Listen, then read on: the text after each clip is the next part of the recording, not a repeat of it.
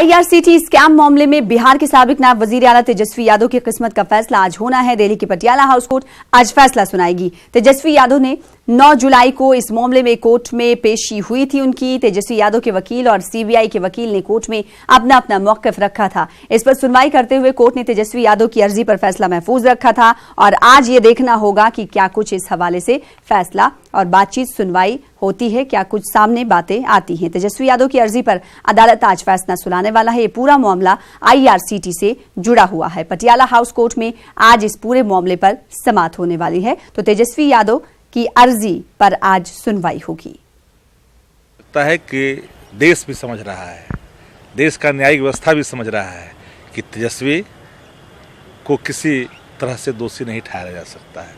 तो मुझे पूरी उम्मीद है न्यायालय पर कि जो भी आएगा न्यायिक निर्णय वो दूध का दूध और पानी का पानी होगा। ये भी कोई भी जांच अगर चल रही है, न्यायिक प्रक्रिया का हिस्सा होता है, तो सभी को इंतजार करना चाहिए। मैं समझता हूं कि न्यायालय जो देखेगा, परखेगा, जो सही है वही न्यायालय करेगा और जो न्यायालय फैसला करेगी उसको सब लोग माने। कोर्ट होता है। अगर कोई जालसाजिश कर रहा है, किसी को गलत तरीके से फंसा रहा है, इसको दूध का दूध पानी का पानी कोर्ट में होता है। कोर्ट पर हमको विश्वास करना चाहिए। इसराइली फौज की इंहदामी कार्रवाई में सैकड़ों फिलिस्तीनियों के आशियाने मिस्मार कर दिए गए। इसराइल का दावा है कि सरहदी दीवार के करीब इमारतों की सिक्योरिटी वजूहात की बिना पर मुनज़्ज़म किया जा रहा है।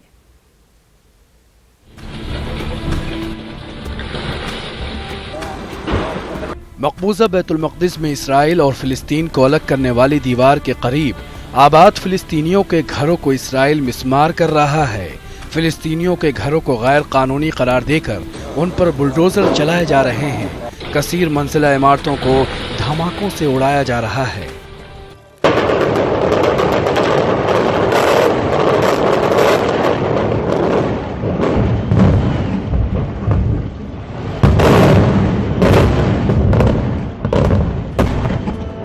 मकीनों का दावा है कि इन्हिदामी कार्रवाई से कबल किसी किस्म का कोई नोटिस नहीं दिया गया।